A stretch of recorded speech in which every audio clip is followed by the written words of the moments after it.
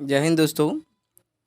आज जो मैं पढ़ाने वाला हूँ पार्ट 1 का हिंदी है दोस्तों। ठीक है, जो भी पार्ट 1 वाले विद्यार्थी है, अगले महीने में एग्ज़ाम होने वाला है। ठीक है, बहुत ही इम्पोर्टेंट क्वेश्चन मैं 2 बता रहा हूँ इस वीडियो में। ठीक है, छोटे छोटे सा क्वेश्चन है। ठीक है, बहुत इम्पोर्टेंट है दोस्तों। आप इसे कॉपी में नोट कर सकते हैं। क्या कहते हैं, आवश्यकता आविष्कार की जननी है। वो तो आपको मालूम ही होगा, जब तक आवश्यकता नहीं होता है ना किसी को, तब तक आविष्कार नहीं करते हैं। ठीक है, क्या है, आवश्यकता मनुष्य की स्वाभाविक प्रेरणा है। ये तो सभी को आवश्यकता होता है, जो भी चीज़ को हो। अगर भूख नहीं लगेगा ना, तो हम खाना नहीं बनाएंगे, है ना। तो क्या कह रहे हैं, यदि आवश्यकता नहीं हो तो दुनिया का विकास ही रुक जाएगा। देखिए, अगर मुझे कुछ चीज़ का आवश्यकता नहीं होगा, तो हम कुछ करेंगे नहीं करेंगे। ठीक है, क्या है, आदिम युग में मनुष्य हाथ से काम करता था। जब उसे अधिक काम एवं उत्पादन की आवश्यकता होती थी, क्या कह रहे हैं, जब उसे अधिक काम एवं उत्पादन की आवश्यकता हुई तो मशीनों का आविष्कार हुआ। आदिम काल में पुस्तकें बहुत कम लिखी जाती थी। आदिम काल जो थे, मतलब बहुत पहले जो ज़माना थे, वो हाथ से लिखते थे। ठीक है, तो बहुत कम पुस्तक लिख पाते थे। अब जो है इतना आबादी बढ़ गया है। ठीक है, अगर आज हाथ से लिखेंगे तो मुझे नहीं लगता है कि हर आदमी के पास बुक रहेगा। ठीक है, इतना जनसंख्या बढ़ गया है। तो इसलिए मनुष्य ने आवश्यकता के अनुसार ये सोचे कि कैसे जो है मतलब उत्पाद बढ़ाया जाए। तो क्या हुआ, बढ़ते बढ़ते आवश्यकता कहाँ गया, वो जो है ना, मतलब जो किताब छापने वाला मशीन होता है, वो मशीन का वो खोज किया, है ना। मशीनों का आविष्कार हुआ। आदिम काल में पुस्तकें बहुत कम लिखी जाती थी। गुरुकुल में मौखिक शिक्षा का प्रचलन था, है ना। क्या था, मौखिक शिक्षा का प्रचलन था। मतलब मौखिक शिक्षा का बोलते थे, ये जैसे मैं बोलूँ ये सीख जाते थे, लिखाते नहीं थे। ठीक है, जैसे बुक इतना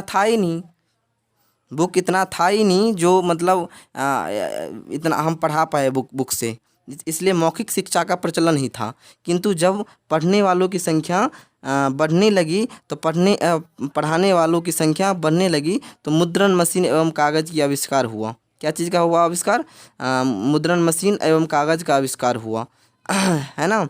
पहले युद्ध जमीन पर ही लड़े जाते थे, किंतु जब शत्रुओं की संख्या बढ़ने लगी, है ना दोस्त, जब जब जब जो है मतलब आवश्यकता बढ़ा, तब तक कुछ चीज़ का आविष्कार हुआ है, बढ़ने लगी। तब वायु द्वारा मारक आयुधों के प्रचलन होने लगा। अभी देखिए, जैसे देश में देश लड़ाई होता है, तो पहले क्या है, युद्ध ज़मीन पर ही लड़ते थे, ज़मीनी स्तर पे लड़ते थे। कुछ भी में देखिए, महाभारत में देखिए, या तो रामायण में देखिए, या तो कृष्ण लीला में देखिए, ये जितना भी युद्ध हुआ है ज़मीनी स्तर पे हुआ है। वायु स्तर पे जो है, वायुमंडल में जो है ना लड़ाई करने लगा। ऐसे ऐसे बम आ गया है, ऐसे ऐसे बारूद आ गया है, जो वायु से लड़ा जा सकता है। जनसंख्या बढ़ती है तो उसे अनुपात में अधिक उत्पादन हेतु तकनीक का आविष्कार होता है। ठीक है दोस्त, ये जो है बहुत इंपॉर्टेंट है, बहुत वीवीए क्वेश्चन है, इंपॉर्टेंट, वेरी। दूसरा नंबर क्या कह रहे हैं, मजहब नहीं सिखाता आपस में बैर रखना।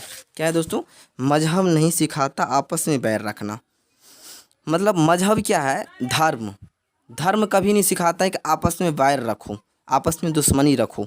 ये हरदम कहता है, धर्म यही कहता है। धर्म कौन बनाया? भगवान नहीं बनाया है, हम आप बनाए हैं भगवान। ठीक है, ये मत समझिए कि कोई भी धर्म हो, एक न एक दिन एक ही जगह जाना है। ठीक है, तो आप धर्म के लिए लड़ाई झगड़ा मत कीजिए। ठीक है, संसार के सभी मजहब धर्म, प्रेम और सद्भाव पर आधारित है। धर्म मनुष्य की पशु प्रवृत्तियों की दूर करता है। धार्मिक आवरणों की बदौलत ही कोई आदमी सही अर्थों में आदमी बनता है ना दोस्त। देखिए, जैसे धर्म के चलते ही बहुत ऐसा चीज़ है जो बट गया है। मुसलमान का हो गया है, मस्जिद हो गया है ना दोस्त, हिंदू का मंदिर हो गया है, सिख ईसाई का और कुछ हो गया है। मतलब बट गया है, बहुत ऐसा चीज़ है जो बट गया है।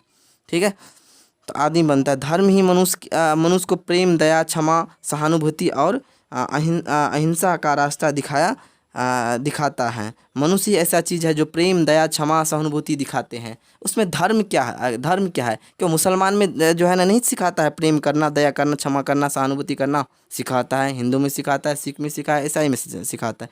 फिर हाई चीज़, हाई क्या चीज़? जब ये सारी चीज़ जो है मुस्लिम में, हिंदू में, सिख में, ईसाई में गुण है, तो क्या चीज़ का अंतर है? कुछ चीज़ का अंतर नहीं है।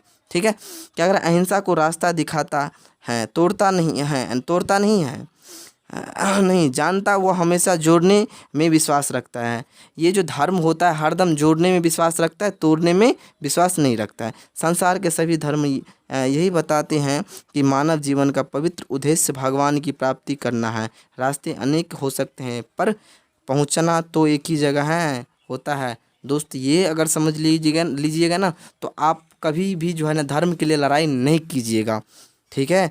ये देखिए क्या कह रहे हैं, रास्ते अनेक हो सकते हैं। अरे रास्ते तो बहुत है, मुसलमान की, हिंदू की, सिख की, ईसाई के रास्ते तो हज़ार निकलेगा। बट जो है ना क्या कहते हैं, जाना एक ही जगह होगा। मुस्लिम जाए या हिंदू जाए, जो भी जाए, जो भी धर्म का आदमी जाए, जाना एक ही जगह होगा। ठीक है। संख्या की दृष्टि से संसार में अनेक धर्म हैं, पर उद्देश्य की दृष्टि से सारे धर्म एक है। ठीक है। यह तो हुई सिद्धांत की बात। व्यवहारिक जीवन में ठीक इसके विपरीत विभिन्न धर्मों के अनुयायियों में दूसरे धर्मों की अनुयायियों के प्रति वैर भाव दिखाई पड़ता है। प्रायः छोटी छोटी बातों के लेकर दो धर्मावलंबियों में संघर्ष छिड़ जाता है। देखना दोस्तों, छोटी छोटी बात के लिए, ज़मीन के लिए, विवाद के लिए क्या होता है, देखना बहुत बड़ा लड़ाई हो जाता है। धर्म में लड़ाई हो जाता है, जाति में लड़ाई हो जाता है।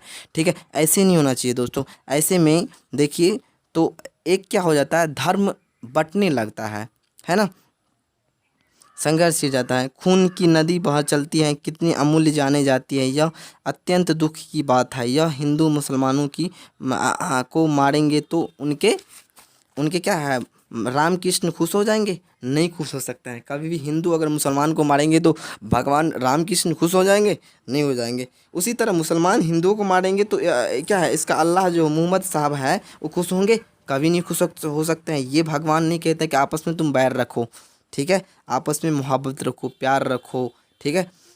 इसका मुख्य कारण यह है, विभिन्न धर्मों की लड़ने वाले लोग को धर्म का वास्तविक अर्थ मालूम हो ही नहीं रहता। वास्तव में धर्म लड़ना नहीं, प्रेम करना सिखाता है दोस्तों। ठीक है। इस वीडियो में इतना ही।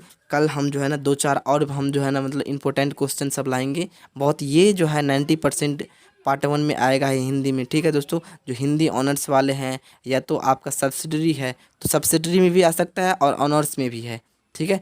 तो ऑनर्स वाला स्टूडेंट्स भी ये जो अपने कॉपी में नोट कर लें, और सब्सिडरी वाला भी अपने कॉपी में नोट कर लें। ठीक है दोस्त।